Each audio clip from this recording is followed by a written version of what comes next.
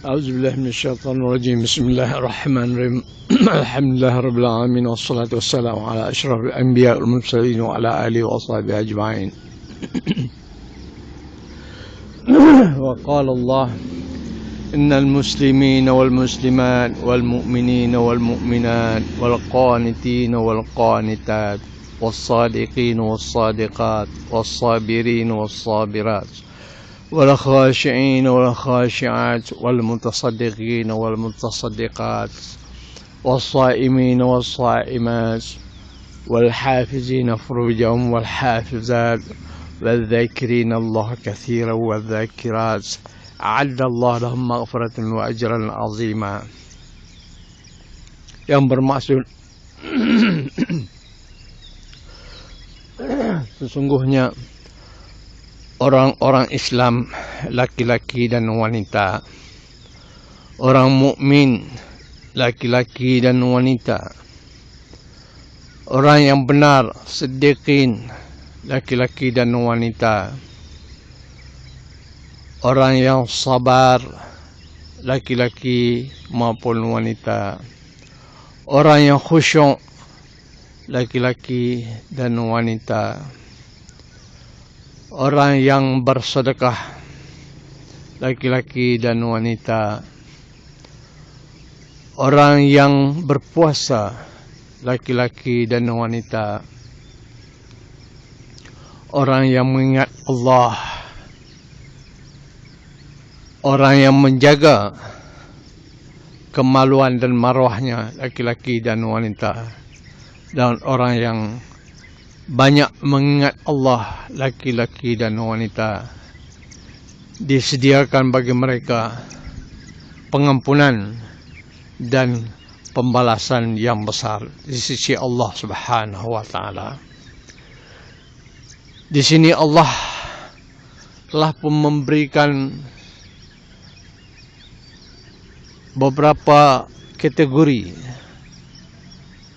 ataupun klasifikasi ataupun jenama bagi golongan, beberapa golongan yang akan diberi ganjaran oleh Allah Subhanahu wa taala dengan pengampunan daripada Allah Subhanahu wa taala, dan juga diberikan ganjaran yang besar di sisi Allah Subhanahu wa taala.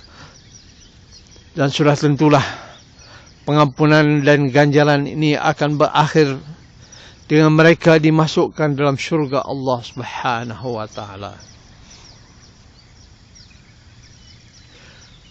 Kumpulan yang pertama adalah orang Islam. Ini adalah permulaan bagi seseorang itu untuk mengakui Allah Subhanahu wa taala, untuk beriman kepada Allah Subhanahu wa taala. Telah mengakui dengan melaksanakan syahadah, yaitu pengakuan asyhadu an la ilaha illallah wa anna muhammadar rasulullah, itu mereka sudah dianggap sebagai Islam. Tetapi belum lagi sampai peringkat yang beriman, kerana Allah pernah menegur orang-orang Arab Badui yang mengaku mereka itu telah beriman, dengan mengatakan bahawa iman belum masuk lagi di dalam jiwa mereka, dalam hati mereka. Mereka hanya boleh mengatakan mereka telah pun Islam.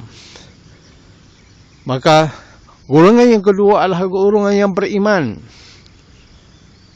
golongan yang bukan sahaja mengaku bersyahadat, tetapi beriman mawaqra fil qalb wa saddaqahul amal. Apa yang telah berakar umbi, yang telah mantap, yang telah terhunjam di dalam hati sanubari mereka dengan kepahaman mereka, dan mereka membuktikan keimanan itu dengan perbuatan mereka, itulah orang beriman. Wal qanitin, mereka yang beriman dan juga mereka itu hampir dengan Allah. Mereka itu kuat beribadat kepada Allah Subhanahu wa taala. Was-sadiqin, mereka itu benar, membenarkan Rasulullah sallallahu alaihi wasallam, membenarkan Alkitab dan ajaran Islam. Sehinggalah Abu Bakar As-Siddiq itu disebutkan sebagai As-Siddiq, benar, kerana dia membenarkan apa sahaja yang datang daripada Rasulullah sallallahu alaihi wasallam. Hatinya jujur, hatinya benar, dan tidak munafik. Apa yang dikatakan dalam hatinya itu, itulah yang dibuktikan di dalam amalnya. Selanjutnya as-sabirin, yaitu orang-orang yang sabar. Ini kerana semua perkara dalam ketaatan Allah memerlukan kesabaran. Sanggup bersusah payah untuk membuktikan ketaatan kepada Allah Subhanahu wa taala. Begitu juga dalam menghadapi nafsu dan tekanan nafsu, runtunan hawa nafsu juga memerlukan kesabaran untuk mengekang nafsu, dan sabar untuk tidak melanggar hukum-hukum Allah, tidak melanggar perintah Allah, memerlukan kesabaran.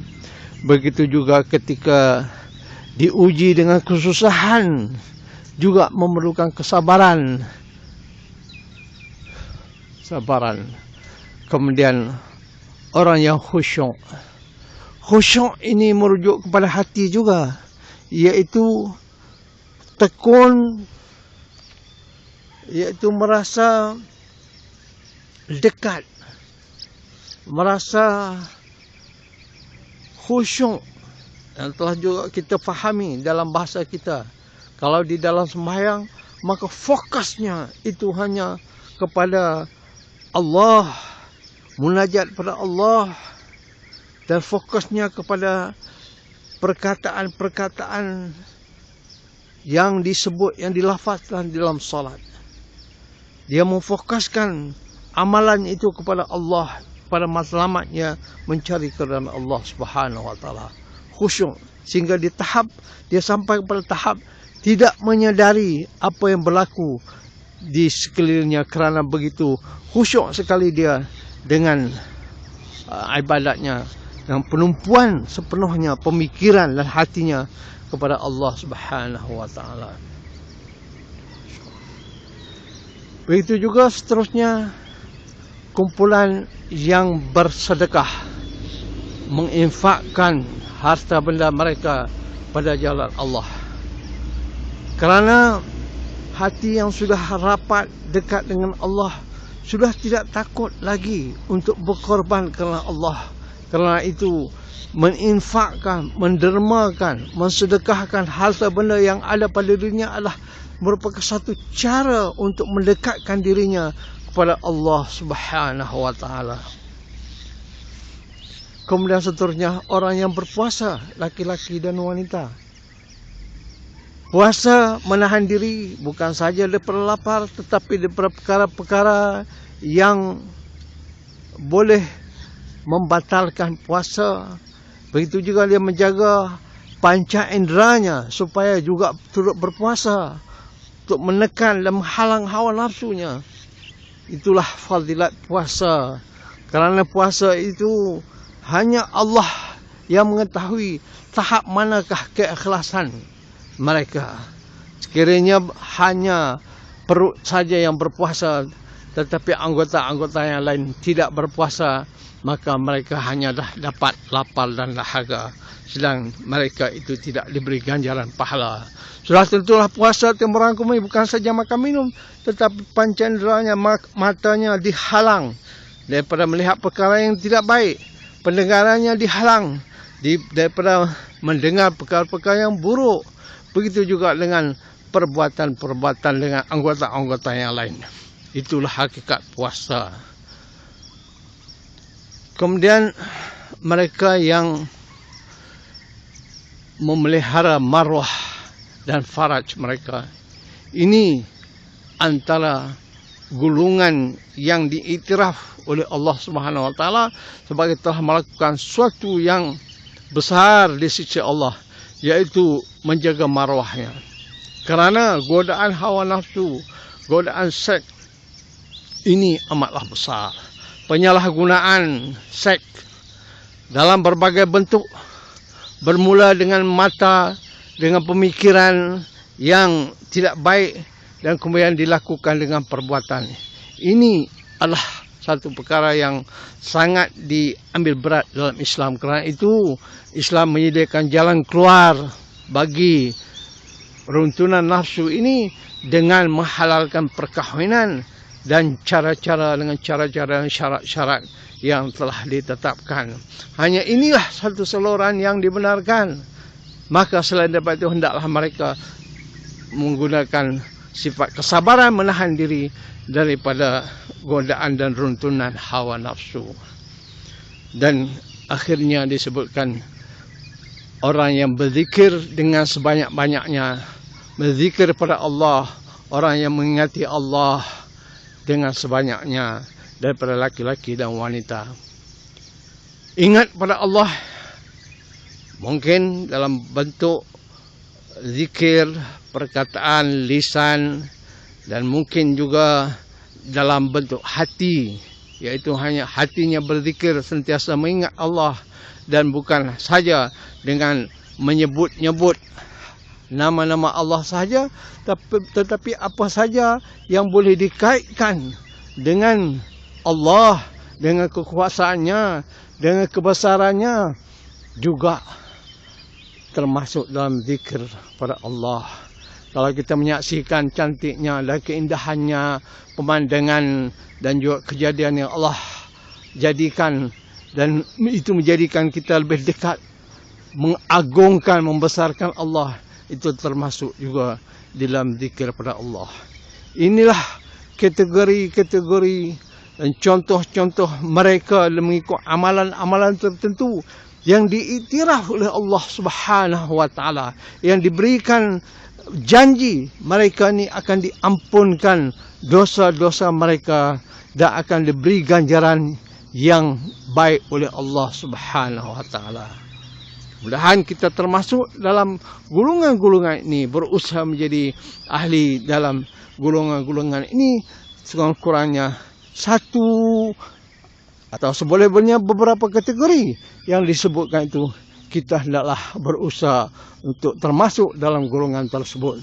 Kerana itu yang akan dijanji oleh Allah dengan pengampunan dan dengan pembalasan yang baik. Wallahu a'lam bishawab. Assalamualaikum warahmatullahi wabarakatuh.